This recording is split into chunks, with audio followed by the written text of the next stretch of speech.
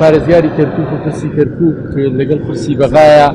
لە ئیتفاقی ئێمە ئیتفاقە سیاسیەکەمان لەگەڵ پارتیەک لاکراوە کە ئەو دوو پرسە سپێراوە بە هەردوو بەڕێزان کاک مەسعود و کاک بۆستەد و ئەوان قسەیان لێکردووان جێبووتومان پێویستە پەیوەندیەکانمان لەگەڵ بەغایە بەهێز بکەین و پێویستە کە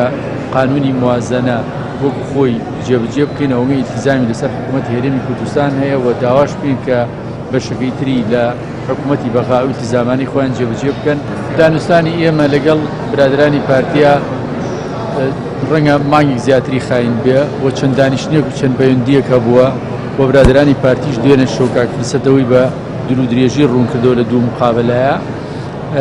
و